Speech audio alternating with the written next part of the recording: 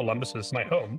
And I love New York City, I love Chicago, but I don't want to be like them. I think the coolest thing about Columbus is Columbus is Columbus. To any single person in the world, it can be home. And if that's the case, then why are we trying to be like somebody else when the thing that we have is that it feels like home?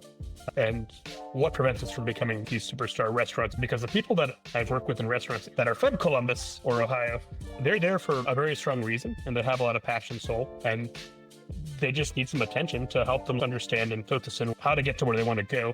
If I can ever do something for this place, it's to be in a platform so I can honor them. We have soul and we have food in Columbus, for sure. I'm not going to do anything for Columbus. Columbus has done so much for me. I would just like to honor Columbus for what it has offered me. Hi, everyone, and welcome back to the Perfect Bite podcast. I'm your host, Sarah Perkins.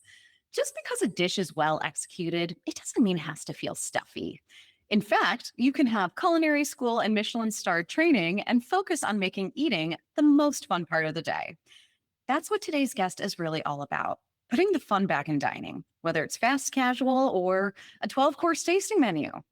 I've been so excited to chat with him. Ever since moving to Columbus 2 years ago, he is the one chef everyone cannot stop talking about. Please welcome the founder of Agni and Joya's, Chef Avishar Barua.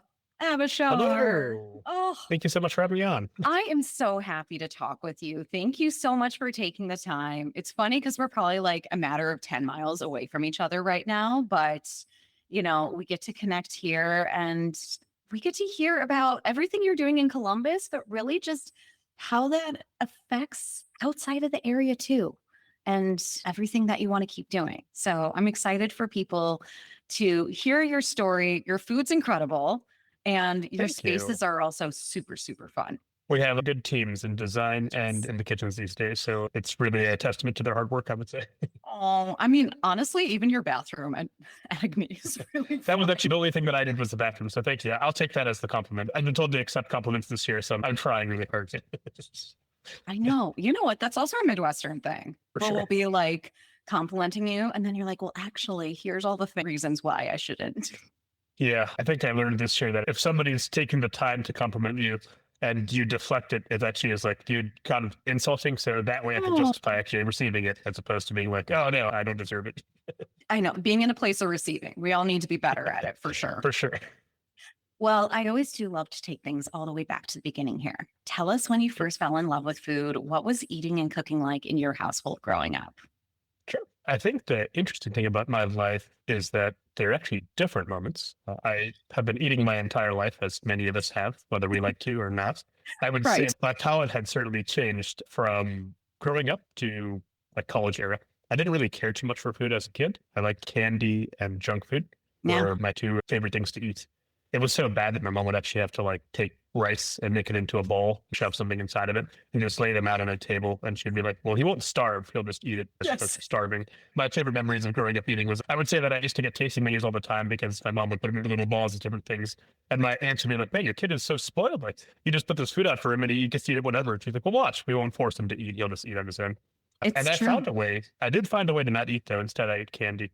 So they got on to me because they'd hide the candy up above. And instead of eating the food, I would eat the candy. And they're like, how can you survive this long without eating the actual food? So not a food guy growing up. And I love how like you even had cute little candies at Agni when we were there. Yeah. So you're keeping exactly the theme is going for sure. Yeah. Halloween, we get a pillowcase, but like my uncle would cash in. He would join with us. They would just get like 3 times the candy. And if you put so much candy into a pillowcase, like why even bother with a jack-o'-lantern? You want to cash in on as much candy as possible in the shortest amount of time is what we found. So yes, strategy. Yeah. So anyway, I didn't really care for food so much as a child. The first memory that I did have of food that I liked was actually Chinese food, which also, if you notice in our restaurants, we happen to have a lot of influence in that. And Chinese is the language that I kept in school to learn. But once I hit college, I realized that my mom was not at my house anymore. Food was not just automatic. It had to be made somehow. No more rice balls. They were not appearing anymore. My roommates were like, hey, I don't know how to cook. What are you supposed to do? And then my mom would send a lot of food. However, to impress people in college, I would give them my mom's food. And when that ran out, it was time to figure out other ways. I couldn't be like, hey, I went through 5 pounds of biryani in one day because I was that hungry. So it was the opposite case. And I didn't even think to make food until I was just kind of out of food. And I knew that food cost money, and I had these jobs. I always had like 2 or 3 jobs. None of them involved me being able to go out every single day to eat. So I found a way to just get a book from the library and try to make food myself. And that was the first time that I realized like, oh, this is kind of cool that I can take these ingredients. They don't turn out very good. It's actually very challenging. Anything else that I embark in life, if there is no challenge, sometimes it's not worth it. So the challenge of trying to make something happen from nothing. And I had no cookware. I would use like a foil pan and chopsticks to make a roasting rack. And that was like the start of it all, I would say. So that was very interesting because as I was doing biology in college, you do experiments and scientific method. And in psychology, you learn about people and how they behave. And I get to combine both those things to make people happy by making food out of just like whatever I had laying around. I love this. Again, you were on this kind of science pre-med journey at OSU, and you were recognizing like, oh, wait a second, maybe I like the art and science actually of food and cooking. So you were on this kind of like more traditional route. I have to ask, what places were you eating at as well? Like while you were in college, trying to get to know the area a bit more. And then what were those first experiments that you were doing in terms of dishes that you were kind of getting that encouragement too from friends of, hey, this is actually really good? Yeah, I would say the first restaurant that I liked a lot on campus when I lived on campus. So my first year, I was at Ohio State in 2005 was when I started. So it was the same year that both the Thompson Library and the Ohio Union got taken down. And I was a commuter my first year. So in my first year, I got to experience the commuter lounge for the first few months, and it was awesome to go to a cafeteria. There was like a Korean place that became Diaspora. There was a bunch of really neat restaurants down there. And then it shut down. And as you'll see in my life, everything that I like shuts down, apparently, or I burn to the ground. So that's a pretty common thing with me. No, we're Phoenixes. That's what it is. Yeah. So those are my favorite on campus. But when I lived right on Neal Avenue, that was my first place. I lived 404 over there. And I remember that Joy's Village on the basement of the Ohio Stater. That was one of my favorite restaurants of all time because it was very cheap. The portions were huge and it was Chinese food. And it had rice noodles. I like chow fun. Like it's one noodle that I will not attempt to make because it's just like when you purchase from the people that make it to make it the best. And it's one of those dishes that's like, I had to eat it every day for the rest of my life. Some people are like, hey, I can eat pasta. I was like, I can eat rice noodles till the end of existence. I had to. Oh God, yeah. I have one place in Chicago still. It was my neighborhood for 7 years. And then even since I've gone back since, if I'm ever around there and I need to pick up dinner, I can always rely on the Mandalay noodles from I think the word joy is very, very good to put into the name of a restaurant is what it sounds like. And I love that it was after your mom too. Yeah. So this was a really important moment. You made this huge decision of, I'm actually going to completely change what I've been studying and go in this whole new career direction. When were those feelings happening? When was kind of the aha moment behind that? And then what was that discussion like with your family, who ended up being extremely supportive, which I really appreciate and love. So that they said, okay, well, you're going to go to culinary school instead. Yeah. I think as I grow older, I have more to add to the story, so to speak. The first time you say it, there's always a reminiscent, like I switched and everything happened. And we realized that in this day and age, we want things so fast, but actually it didn't happen that fast. It happened over the time of like, I did graduate from college. I took the 4 years. I got 2 degrees in biology and psychology. Amazing. So it wasn't like I was just like, light switch on and off. Then I'm taking, I would say it's kind of a story of the Phoenix sort of thing or endearment, but a lot of it was everything else was just like filing down and like chiseling away. Like I knew that I could not be a doctor. I made too many mistakes. The career pathway was too difficult for me. And frankly, I'm not that book smart. I can't memorize things all that well. I can memorize the weirdest things. I'll remember like that pink KitchenAid mixer in the back that you probably have over there for the next 10 years. Yes. But I won't really remember my mom's birthday. So very selective skill. For medicine, you have to be like, I know exactly how many milligrams of this I must inject. My dad was an anesthesiologist. So he was very specific about like, his memory was very, very, very good when it came to knowing what to do. And it was in trauma. So it was, And under high pressure. Yes, exactly. And we say kitchens are high pressure. Yeah, it's like a kitchen, except I would argue that when they make mistakes in the kitchen, it's like, okay, the lobster has died, perhaps. In a kitchen, rarely are we in the place where we're actually killing somebody. We usually have enough people to prevent us from doing that. In medicine and trauma. Cut or burn. Exactly. Yes, exactly.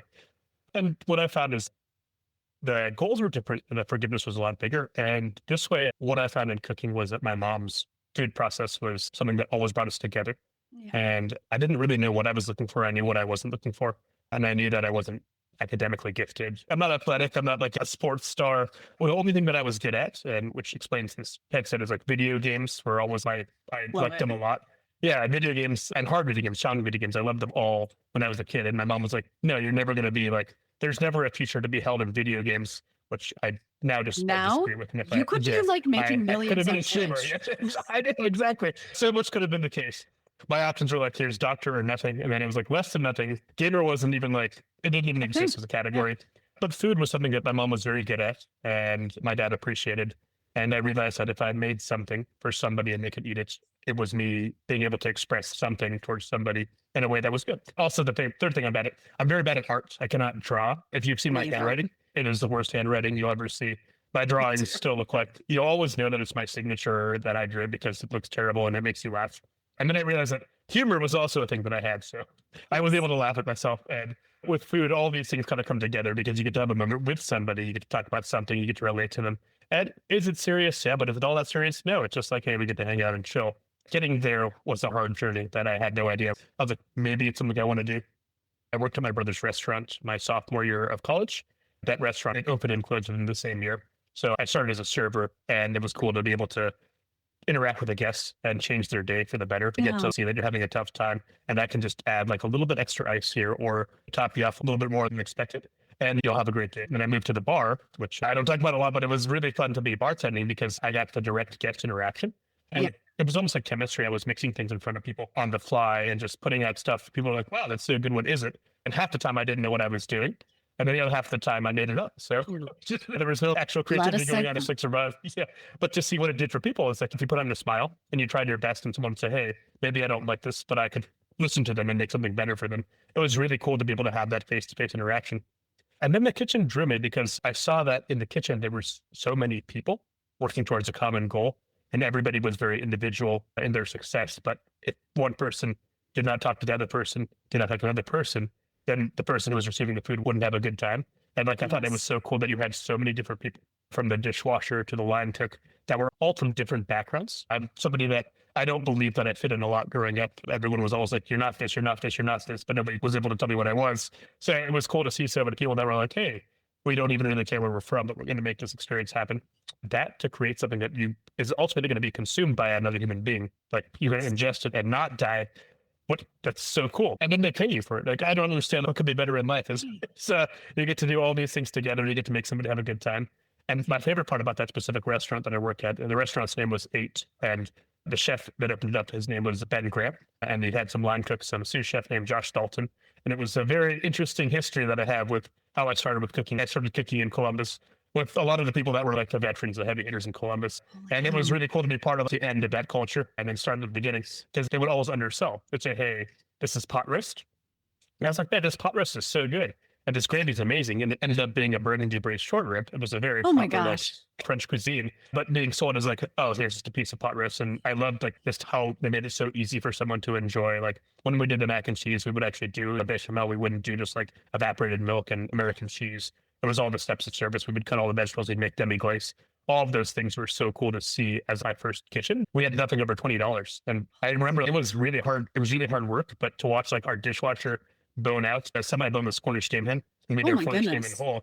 But he would do 48 in like 10 minutes and without even thinking, then go back and do the dishes. And it's just like magic. You see all these people doing this stuff. You're like, wow, there's a lot to learn here. And the end result is someone just gets to have a good time. And we don't have to talk about all the stuff that's going on behind the scenes, but like the final product it's like stage crew. It's always worth it. Yes. And even when you were saying that, I was almost seeing these parallels of like a trauma room. Yeah. Like you're talking about deboning, like, hen, because you're right. Some people are really great at memorization. I also was never one of those people. For me, like it was always writing and the arts and like something that like I can understand what that does and means and like applies. So that's how my brain works. And so I think it's very much the same with folks in kitchens and hospitality is like visual, is hands. You do it once, it's kind of like doing surgery over and over. Yeah, I think organic chemistry was a good example of that. God. Organic chemistry is the one that sinks everybody who wants to get out of school. And it did sink me, but it sank me because I was afraid of it, first of all. It was very hardcore because it was all memorization back to back to back to back, right? Yes. And I had to withdraw because I was going to fail and I didn't get the help that I thought I would ask me for help. And there was like, you're just not smart enough to do what they told me.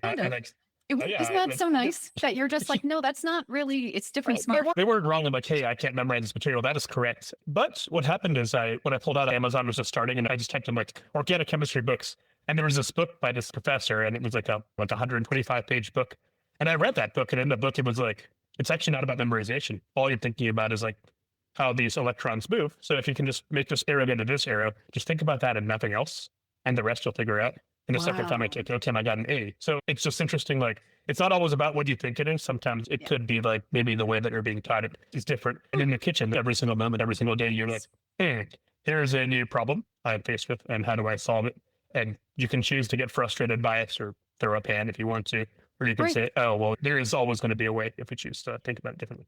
Yeah, it's all about conceptualizing. So Yeah. tell us where you ended up going to culinary school. And during that time, like how you were feeling about coming into your own with your own cuisine as well as your own cooking style. And you did leave Columbus for a bit. You ended up with the iconic Wiley Dufresne at WD50. I mean, what a time. When you see that as part of your story, I'm like, this makes sense. It feels like you guys feel simpatico in terms of Yeah. thinking outside. It does not make any sense. It seems like a lot of strange coincidences that happened back to back. In the Was moment, very you much were like, I yeah, have no idea. yeah, it was very, very much in my mind. I look back and I go, wow, what a great opportunity and how amazing it was that I get to be part of it. So school, I actually applied to CIA first Yeah. because when I went through the struggle with my parents, they were like, if you're going to throw your life away, you might as well go to the best culinary school in the Yeah. entire country. And again, this is the Harvard of culinary schools. And I got in. And it was awesome that I got in. The campus is beautiful. The alumni that are there are amazing. Like, I have nothing ill to say about CIA. However, I had just graduated from a 4-year degree at the highest state. CIA had a 3-year program. There was several different programs. There was like a 4-year one. And I was like, I don't know if I can commit another 4 years. There was a 2-year that was a little bit faster. And it seemed like I was going to have to take all of my college classes all over again, Oh which I was gosh. like, this will be No. challenging a little bit. The cost was a little high. I won't lie. It was Yeah. a little expensive. And as I was talking to a lot of chefs around me, the education from the hard knock chefs was like, don't go to culinary school. If you go to culinary school, like, you're wasting time. Go spend your money taking a stage somewhere. And I'm somebody that I do believe there's truth to that, but I also believe that having a foundation is important. And I think that sometimes you're like always jumping in so hard. It's nice to dip your toes in a little bit. And what Columbus State had offered at the time, which was where I went, was an ACF program, which was a chef apprenticeship. It's a skill-based program, and you're required to work in a restaurant alongside going to school for 3 full years. And I was like, well, if this is an excuse for me to go to a restaurant for 3 years, I believe that 3 years in a restaurant will teach me if I'm qualified to be a chef, or if I want to be a chef, even if I have to get 6,000 hours in the job, because I have to work a 40-hour work week at least, if not more. I have to work all the stations. I have to do all these things. And then at the end, I get both a diploma, which will make my parents happy. And then I get 3 years of experience, which will make me happy. That's how that started. So That's Columbus State, perfect. ACF, back then it was, you had to go to culinary school. Like, people that were hiring, they're like, hey, if you don't have a culinary degree, we're not going to hire you.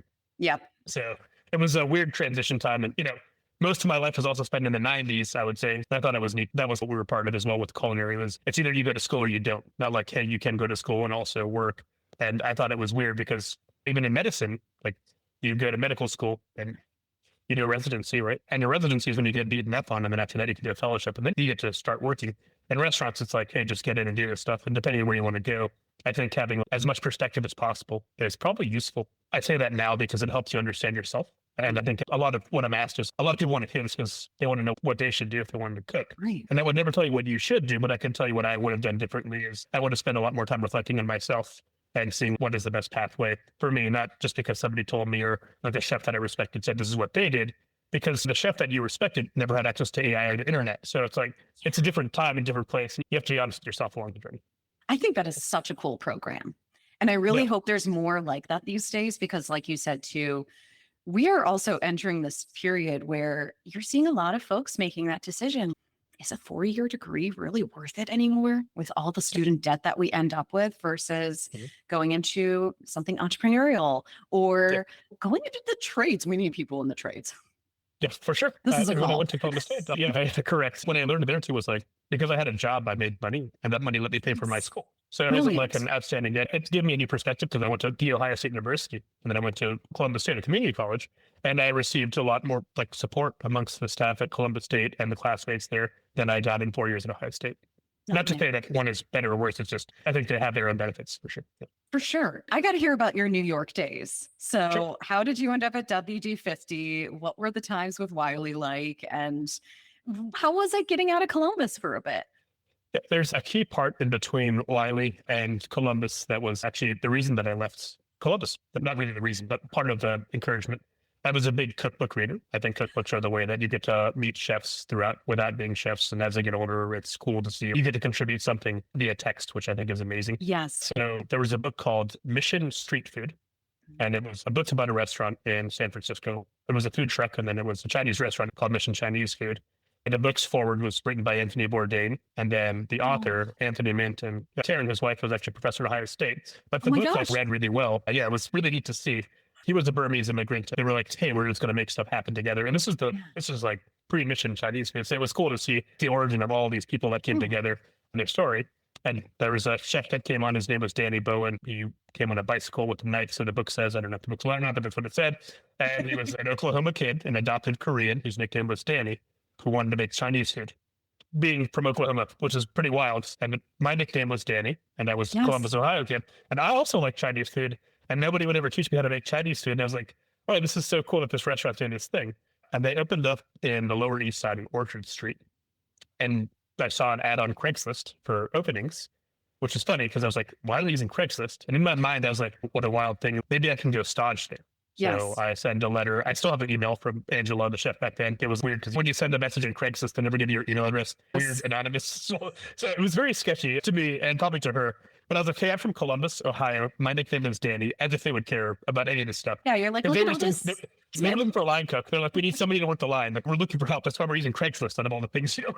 So I saw the ad. I saw this thing, and they were like, please, we're not going to hire you. You're in Columbus, Ohio. We're not going to give you a stage. Like, we have bad luck with that. You'd have to move to New York to even be considered for a job here. And I saw that and I was like, ow, man, that's my dream is shattered. And then I thought about it and I was like, is it? So kept my bags and I moved to New York City because that's what a logical person would do is just go and see what happens. So I figured like, I'll go then if I don't get the job, I'll come back. I have some friends who live in New York City. So I can couch crash and I did. It's only a 9-hour drive, whatever. We can make it happen. So Silas, who was with me at Veritas at the time, he drove me to New York City in my mom's car. We had this Audi SUV that could fit all the stuff that I could fit in that car. We didn't have a lot left between the two of us at our house, so it was just kind of funny that we scrapped it. We went to Noodle Bar. We got some noodles. We got some dumplings for $1 in the Lower East Side. And then he dropped me off and I did my stage at Mission. And it was crazy because I'd never done a stage at a nice restaurant before, or one I perceived as a nice restaurant, or the restaurant that I read about. It's like the restaurant of my dreams. And the stage was a very interesting stage. They made me do stuff like bake herbs. The person who trained me was from Cleveland, which is cool. He was a skateboarder. So it's like, okay, this is one of these cool kitchens.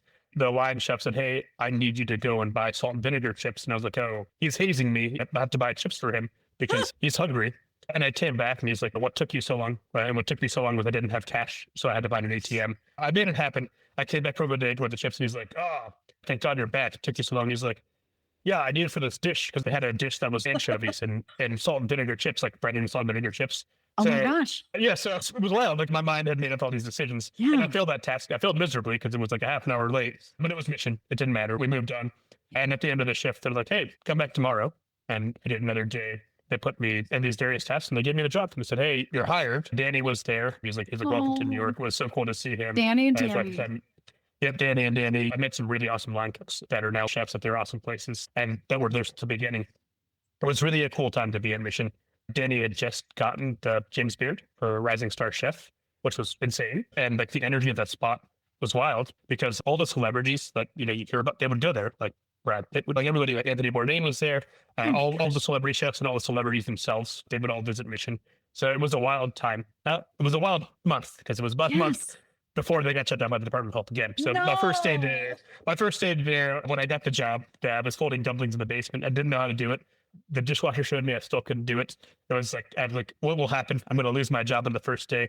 And the meat grinder also broke. Interesting story. It was the worst day that I could ever have. And then the Department of Health came and shut us down, which was a relief for me at the time because I was like, oh my God, I don't know how to do any of these tasks. But also like, I didn't process like, oh, I don't have a job anymore and I'm in New York. So that was my start. What do we do? What do we do? They said, hey, stay put. And I did some stages. I got to meet like Ken Orange, or I took a stage at Toro, which was wild that it just opened up in the meatpacking district. It was like this huge operation.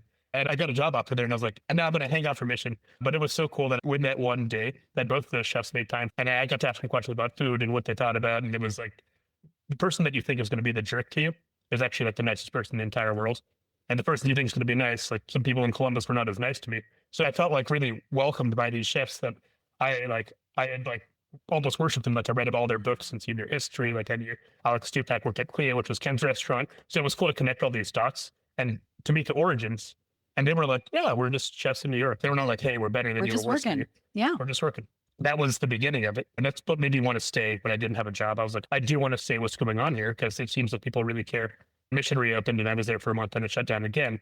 And when it shut down the second time, that's when I was just like, okay, I don't know if I have a few $100. And my account left, so I just paid rent. And I was like, okay, what am I going to do? So I walked down Clinton Street and I saw outside and it said WD-15. I was like, hey, this is the guy that squeezed the noodles out of his stomach on Iron Chef. A lot of the techniques that we did were based off this guy.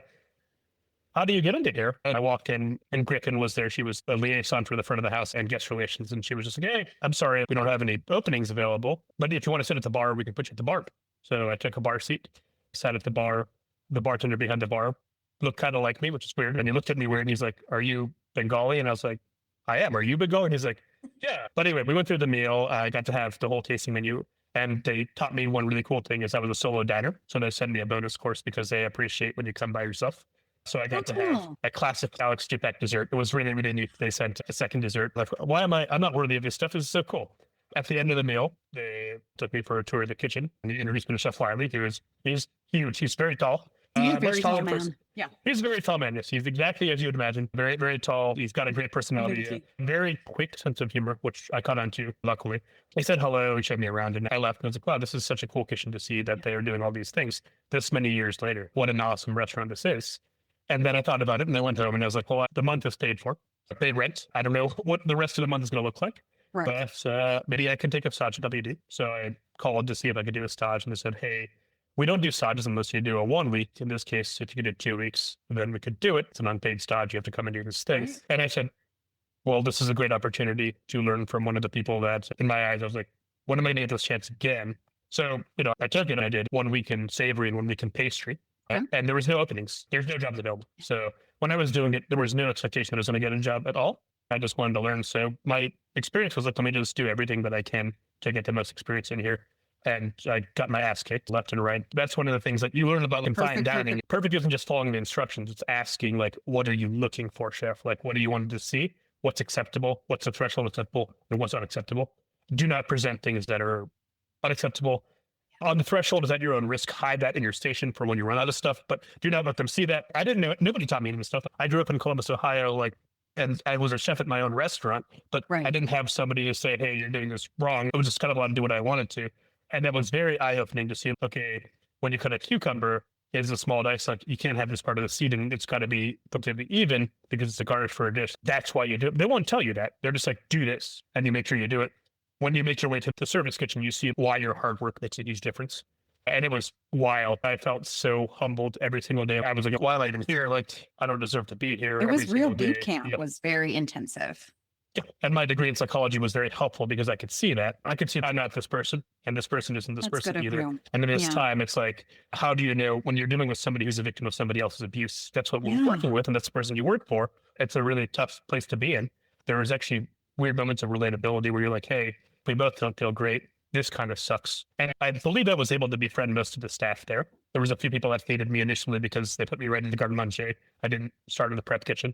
So they would throw away my mise en place and not help me in times that I needed. So I learned all about those things. At the end of it, I got hired. Like my cooking skill set was not a factor because I was not that good at cutting things into small cubes. I can't even cut a straight line. I was not the fastest cook. I was not like any of these rock stars that had been working 25 different restaurants.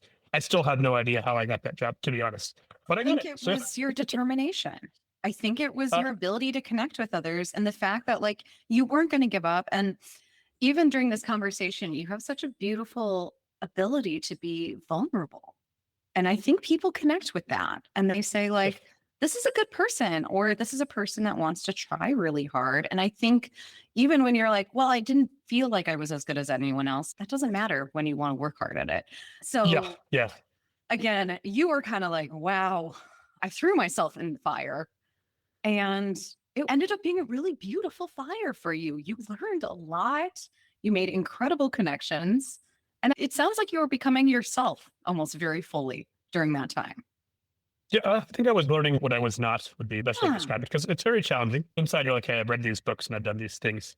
And then you get put to the test. You're like, oh, it's a little bit harder than I thought. You realize that it's not just any one thing, it's a balance of all these different things together.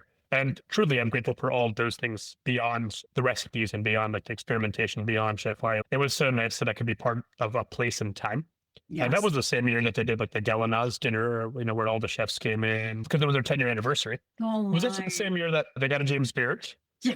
And the same year that they shut down as a restaurant. So once again, you're like Michelin stars, James Beard. Yes. Yes. Like the common thread is I show up to shut down. So it's not you. It's the fact that like people don't recognize margins and all of these things that like come into play when people go, I don't get it. This is such a popular place. I love going there. What do you mean they're shutting down? And it's like you said, there's politics within teams. There's politics with landlords, with all these things. So it's just timing. So is this when you came on home?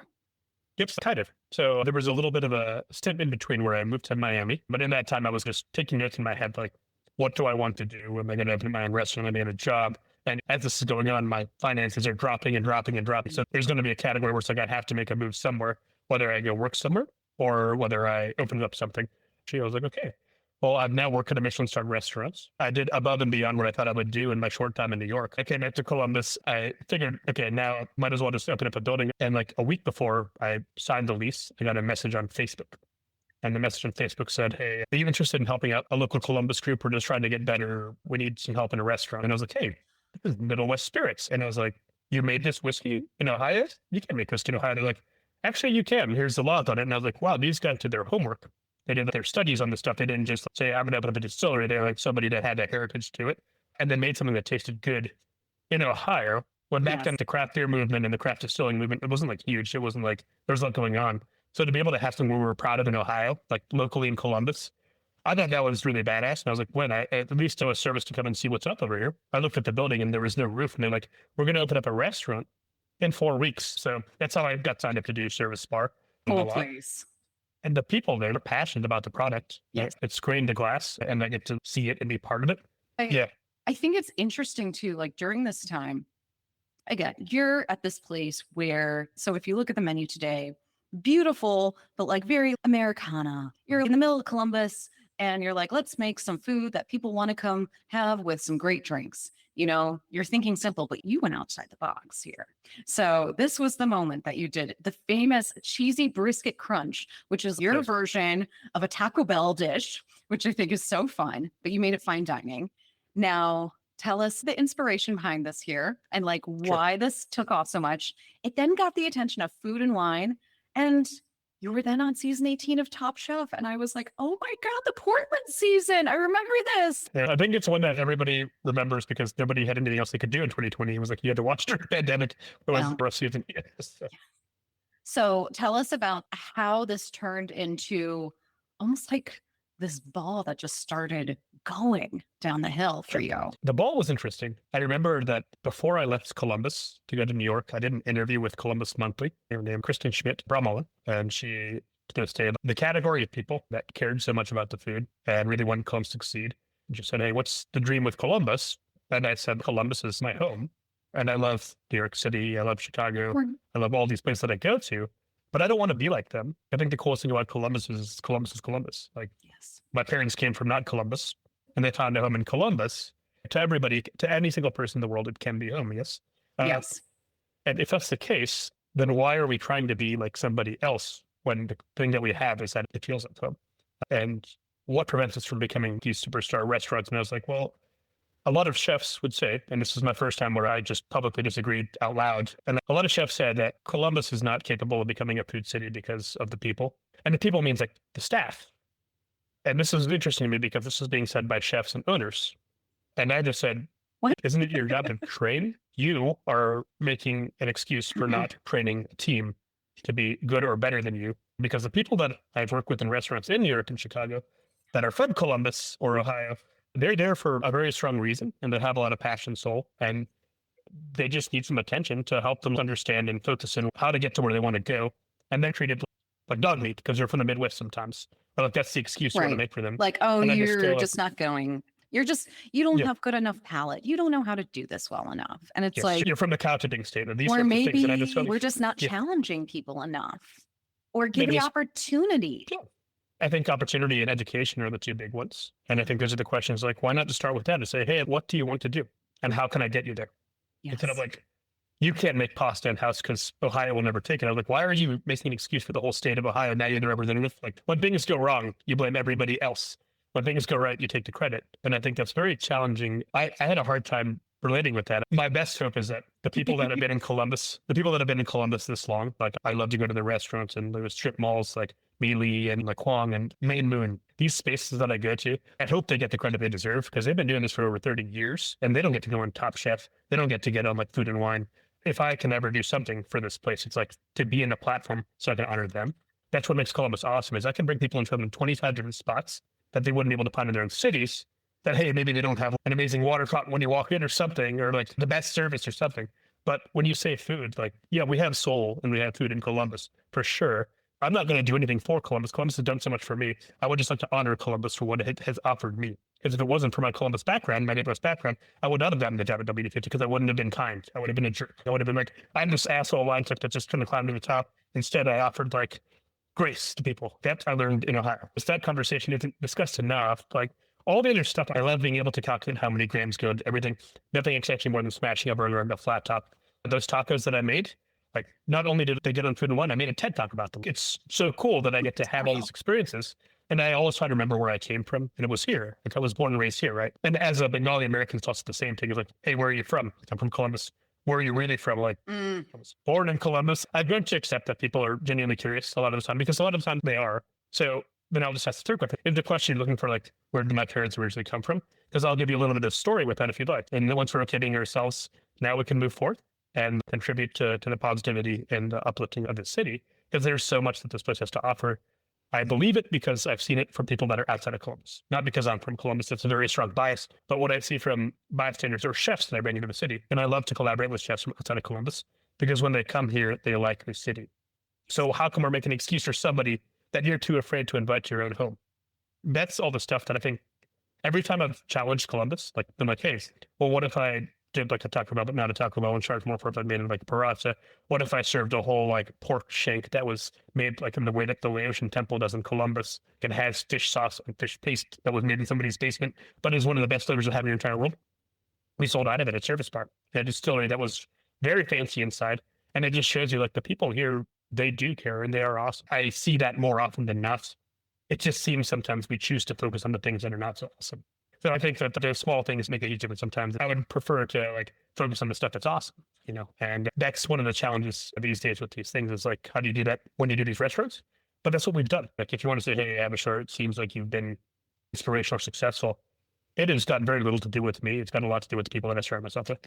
Every time you'll see it, and you'll see the people that have been around those restaurants, you'll see they're all very good, talented chefs. They're really good people. And at Service Bar, we had so many awesome people that could do so many awesome tasks in under 200 square feet. It was like a 125 square foot kitchen. It's a small space. That's how those tacos happened. Yeah. It wasn't making one taco. It was just holding by the two, and they made every single part. We even had to like smoke stuff in a smoker off. So we had to smoke briskets. It was 12 hours. It was insane what we had to do to make this simple dish happen. And it was like really cool to see that if that dish was successful, it was the result of everybody that contributed to it.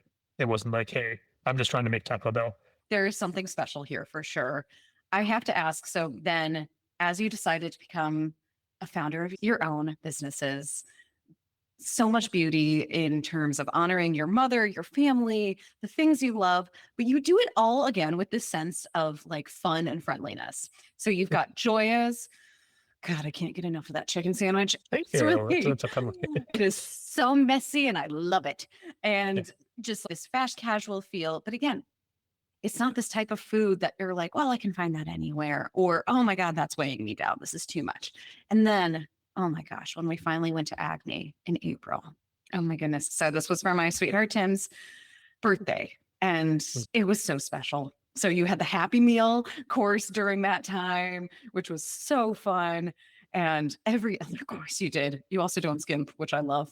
I want to hear from these two concepts, how you're continuing to find inspiration and continuing to focus on this honoring of not only your heritage, the people you love, Columbus, and continuing to challenge. Because you are still one of the few restaurants that is at that level. in this area. No, I don't know if that's necessarily true, but I would say that on the scale that we're doing it, because we have eyes on us, it's a little bit different. Right? JBF has come knocking. We're going to get hardware one year. It's not just about the food, so to speak. It's about how they build the community stuff. So I don't think we need to be in a hurry for any of those things. And I don't think we should go actively seeking them out, because be careful what you wish for, is what I always say. If we're strong in who we are and we maintain our presence as Columbus, I have a strong feeling it'll feel good for a long time. We are the 15th biggest city in this country. There's a reason things have taken time. Consistently growing. And the consistency is the one thing we don't see. I think it's the level of conversations we get to have, the ingredients we get access to, the chefs that we get to talk to. We're not talking about, hey, can I serve a burger or not anymore? Like, we're saying, hey, what brand of fish sauce should I? It's really cool, the level of conversations that we're having. Western in our way. Yeah, let us take our time. And I think the restaurants, like, what I've always done is I've asked people around me. I've just consulted the staff around me because I trust my staff. The rule is if somebody hires somebody, then you must respect them enough for them to be here, right? We're pretty vulnerable. We're fragile people. We're not a huge business, and we're trying to get better. I'm ready to stunt that because, like, people can make you feel like crap very easily in this category. It's supposed to say, oh, that doesn't affect me. It certainly does, because if it affects somebody else in my restaurant, it affects me. Like, I can't go on thinking about that all the time. So we try to do the best we can around us, right? To say, hey, would someone respond well to this or not? Be honest. Like, is it too spicy? Is it not too spicy? Do you not like it? What is your origin? Where do you come from? Because I know that I like things ultra spicy. And what I think is crazy is that I think that some of my staff likes things spicier than me now, and they didn't like spice when I started. And Dad's like, I don't even know how this tastes. Chili oil kicks. And I love the chili oil. Yeah, it's almost like the tea of chili oils. It's like good with everything. We like to have its character. It's also true that I'm not the solo source. I think somebody else can have a similar memory, and we can collaborate on our memories to share something that's probably relatable to the third guest. Maybe you didn't have chili oil. Maybe you had a jam of jelly that somebody gave you when you left. And the candy, like all those things that we create, they're all part of the experience. They can only happen if the food is good, if the people are nice. Like, we have to have the pillars down of, like, we have to have great service. Anytime that I see a restaurant service, and I've experienced all kinds of service in my life, but I don't expect anything. I just expect maybe I get the food that I pay for it at a place that I get to. But I know that if you come to my mom's house, the service that you receive is unparalleled. So she will be feeding you. She will be giving you water. She'll be making you stay a little extra, maybe more than you wanted to. She's really, really welcoming. And in Bengali hospitality, there's like a word called adda, where it's like you take the time to hang out, discuss whatever. It doesn't matter if it's politics, even something you don't want to discuss. Let it out, have some tea, fight a bit, and then you get to spend time with somebody. And that category of hospitality is something that we try to envision in all of our restaurants. Like, if that person was having a rough day when they walked in, can you make it better? And that's what I do everybody's day. Is like, most times, honestly, when I'm walking into places, I'm already having a rough time because business is not easy and life can be challenging for every single person. So I would always give the person the benefit of the doubt that, man, maybe their day is also sucking today. And that's a mindset. And we realize that if you come to my restaurant, you've taken a chance on me. Like you said, I want to spend my money and I want to spend my time here. I'm so grateful. Like, what else do I have to say other than I'm grateful that you decided out of your own choice to come and visit me? And you made the effort. I think that's a lot of my life has been like kind of unnoticed. And I'm sure you've all felt that way. You feel alone sometimes, or you feel lonely. And it doesn't have to be the case. And in our restaurants, I don't want that to be the case. No one should have to feel that way. So we take it in as one of our tenants. For Joya specifically, there's so many seats, man. I don't know if that's so many gifts, but we genuinely try. We see you and we see that you're not having a great time. I think the coolest reviews that we get are the ones that are like, hey, like the food was great. Great, service was awesome. They really made me feel like I belong here. That's why you go to a restaurant, right? Yes. That's also why you go to a restaurant other than doing it at home, because you can have that experience at home. And your own home, you can make yourself feel special. At somebody else's home, if they make you feel like you're at your home, that's insane, right? How cool that is. Amazing. That's why Joya's and Agni became like, they're different, but they're very similar. They're siblings. You can ask for anything at either of those places. And the first question they're going to say is like, oh, what specifically you're looking for? First, going to ask an inquiring question like, what is it that you want first? And then they'll say, hey, we have some of these things. Do you want to try this first? And if you don't like it, whatever. And then turn is okay. Well, what didn't you like about it? And we make it right as best as we can. I think that if we didn't do that, then we failed. It doesn't matter what a restaurant is, but that's like our goal is just to understand you a little bit better. We don't have to agree with you. We don't have to love each other. It's fine. But if you come in, we want to give you the best time possible. That's our goal, no matter what it is. Yes. Oh, Avishar, this has been great. I'm always like bittersweet when we start to get to this point. Last few questions, because I know you're a busy guy, before we get to the world's best and hardest question. So I want to hear what you think is next. How do you want to keep growing? And then if you can give folks one piece of advice for anything, if they're looking to start something on their own, whether it's within food and bev or anything else. Sure. Well, I guess I don't think what's next. I have an idea of what's next at this point. Ooh. It's not because I want to, it's because we have staff, right? So we have people that are looking for the future and I want to make sure Yes. that I can set them up for success. I will tell you that between both our restaurants, it's tight. Everybody's working very, very hard. We are mostly adequately staffed, but the spaces can only do so much, right? And it's a great problem to have because it seems like people like us, which is weird because it seems also like people haven't liked us our entire lives. Weird. Like when we grew up, we were never the cool kids. So it's weird that, yeah, it's strange for us for sure.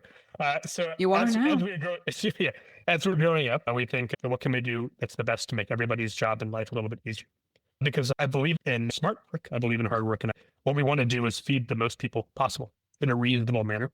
So we're looking at ways to provide infrastructure for our job. Because one thing that a lot of restaurant owners say is like, hey, for a place to be worth something, they have to make everything from scratch, right? I don't know if I necessarily agree with that, but we do that. We make everything from scratch, and it's very challenging that we have a half sheet pan sized combi oven that can make 24 pieces of bread at once, and we sell 150 breakfast sandwiches in a day. That's pretty challenging, right? Yeah. So you want me to have Marta make this many bowls 7 times in a day to be able to produce enough bread for everyone to be happy? Is that kind to her? It's not kind to her. Will she do it? She loves to do it, but I want her to be able to do more things, right? Yes. So what can I do to be able to make those processes better? Is I have to look at a bigger oven or a space that I can make that bread, right? I think for us to grow, we have to grow. It sounds so unlikely because I just want to make a burger, man. Like I just want to make the best burger possible. We have to make the business better by like Yeah. bringing a kind of an infrastructure and a foundation behind the business.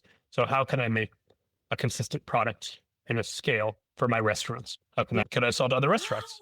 I don't know. We're These are going questions that wholesale. We're going way. I don't know because so many people come to like, hey, can I just buy this thing? And I've never thought people would ask that. I thought people just want the sandwich, but they're like, can I buy the bread? Yeah. And I can only say no so many times. But the cool thing about controlling the process is like we can start with the raw ingredients, which more or less in the supply and demand, the stage of very short supply of a lot of stuff. As long as we have access to raw materials, we can make things happen for so many people. And I've always just wanted to help other people out, including us, other restaurants, families. I don't know. If I can make more things for more people, it makes it better. Oh, And then our restaurants can focus on more experiences for more people instead of like, hey, we use 1/3 of our restaurant to make all this stuff. We'll still use that 1/3 of the restaurant for food operations, but that could be adding a few more touch points to the dishes or adding more pescatarian items. I want to add more fish-based items. I never thought I'd be doing that in this day and age, but our staff was the one who were like, hey, we get so many requests. Why don't we try it? We don't want to lose the fact that we see you as a guest and we want to make sure that you have a great time. And I think there's ways to do it. I'm not sure because those questions aren't often asked like, oh, you open the fine dining restaurant, you just double down, triple down, quadruple down. And for us, it's like, how do we make it so our staff doesn't burn out and die in the next 2 years? They work very hard. And they're really good people. And I want to find ways to make their job easier. Oh, so cool. I love this answer. Yeah. What is one piece of advice you'd give someone who's looking to be an entrepreneur of their own? I would say, I think good things take time. And this advice might change next year. 2 years ago, I just said just do it. But like, I think good things take time. Yeah. The more time to think about the good things, sometimes the better off they are. Because I would say that based on how fast things are advancing in the last few years, Yeah. AI technology and whatnot, you're getting like bombarded with requests to do it now, like do it now, do it now, do it now. And I would say that some of the worst decisions I've made my entire life were ones that I was pressured into because And I was rushing. told that it had to happen right now. And it's really hard to say no because you feel like you're missing out or you see this everybody else's success. And I don't think that's why you're doing it or why anybody else really wants to do it. But not in this industry. If our goal is to do the thing sustainably for the most people, sometimes it's good to take our time to like kind of evaluate it and realize like growth is not like here and there. It's a rocky road, man. You're going to hit a lot of lows and a lot of highs. And I would say in the worst times, remember that bad times pass. And in the best times, remember to prepare for the worst. Appreciate and enjoy them all. Be mindful of the time, but like time is all we have, right? It's literally all we have. Like when I said over 10 years ago that I believed in Columbus as a city, and it took me that long to get to a place where I was comfortable to be my own restaurant. It didn't happen in 1 year or 1 day. Could I have gotten a loan that I would have got sharked on and probably been good in 2 years, been on TV and other stuff? It's very possible. But remember that whenever you do something, it impacts not only you, but those around you. And I think that's like, we all do hospitality or any other job or entrepreneurship or business, not only for ourselves, it is for somebody else as well. I'm sure we're here. I can't believe it. Little reminder for folks. This is called the perfect bite, not just because it's a perfect bite of our friends across the food and bev value chain and everything they bring us, but because we each have our own perfect bites. So a dish, a recipe, something you've eaten in your life that every time you think about it, it makes you smile. So Avishar, what's your perfect bite? Ooh, perfect bite. It's a That's the doozy. hardest question. That's the hardest question that you might ever ask. I think it actually depends on the day and the time of Yes. day. So if it was 12:51, okay, so I would say if it was sitting around lunchtime Yes. on a day like today, the weather's warm in Columbus, I would say like the perfect bite for me would be my mom makes paratha, which is the same bread that's on the outside of that taco. So you'd have the paratha and it's like very flaky. And you tear it out, and then you have yesterday's. Ideally, it's beef curry, but most of the time it's chicken curry. Chicken is more common because it's when we get the spicy chicken curry from chow. It's been microwaved, so that thin gravy has reduced to a thick paste around this meat, right? And it's sitting on the bottom, and you just take that piece of bread and you tear the piece of the chicken with a little bit of potato and egg, and wipe up the bottom of this super concentrated curry gravy, and then just pop it into your mouth. In one bite, you get to have like chicken, potato, Oh, yeah. a little bit of egg, and this gravy that is like the heritage of Bengali people for the last 1,000 years. I don't know how to describe it. It have to be like dramatic for it to sound cool. That is the best bite, right? It's one that you like, you look at your fingers and you're like, I shouldn't, but I'm going to look at them, right? Mm, You're like, I'm a civilized person, but you're like, no. damn, that was so good. I'm just going to do this right now. It's not the best bit of anything. It's just the best bite. All that was left at the end of all this hard work. It's not like what it was designed for. Oh, I think that's that's the best bite. perfect. Yeah. Well, I love that for you. Oh, yum. Thank you again so much for your time, Abishar, your wisdom, your stories. You are just such a sweet, kind person, and you clearly are just looking to give to others. So thank you. Can you let folks know where to find you? So locations, social accounts, websites, and any other partnerships or anything else coming up. Sure. Before that, though, I do want to ask what your perfect bite is. My perfect bite. Okay. It's not fair to just ask me. I know people turn it on me and I'm like, wow, it is hard. So probably one of my favorite bites, Pizzeria Bianca out in Oh, Stale. mhm, And I'm a pizza girl. I can be a real pizza snob, honestly. mhm. And so I was so excited about this, had seen him on Chef's Table and was like, oh my gosh, we got, this early lunchtime spot. We got one of the last tables. And that first bite of the margarita pizza just made me have the biggest smile. And it was perfect. It was a perfect bite of pizza. That's amazing. Yeah. Yeah. You're not the only person that believed that this is a perfect bite, by the way. It seems like a lot of people believe that specific bite. Yeah, it's like Are you just number so one, right? excited? The Yeah. ingredients are so fresh. And it was so interesting to have this perspective because, again, I'm a party cut tavern style girl till I die. Mhm. But like Yeah. this specific pizza was it. It was it. Yeah. Wow. That's amazing. Yes. Yeah. So now I just changed my bite. Now I'm just kidding. I know.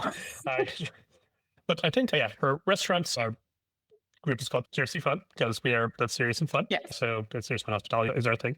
We have two restaurants, both are on High Street. One is in Old Worthington in Nice. 657 High Street called Joya's. The second restaurant, Agni, is 716 South High Street in the beautiful Brewery District, just adjacent to German Village. So yeah, for the real ones, you could take the Olentangy Trail, start at Agni, and bike all the way up to Joya's. Joya's is open we're open 6 days a week. Agni is Wednesday through Sunday, 5 p.m. to 11 p.m. I recommend reservations as we are very limited seating. But if I was to recommend an alternative, it would be to sneak into the bar because the Yes. bar is walk-in only. You can have the whole tasting menu. You can have a la carte options, which are specific to the bar only. You can have cocktails and you get to sit in front of the coolest bar team in all of Columbia. It's so much fun. I'm a solo diner. I like to get more than me. That's like the way that I like to rock. I get it. Oh, Abishar, Yeah. this was wonderful. Thank you again so, so much. And thank you everyone else for tuning in. This was Avishar Barua's Perfect Bite. Thanks for tuning in to The Perfect Bite today. You can listen to future episodes on Apple Podcasts, Spotify, and anywhere else you listen to podcasts. Thanks in advance for subscribing, rating, and reviewing. You can follow The Perfect Bite on social media @PerfectBitePod. Now go get something good to eat.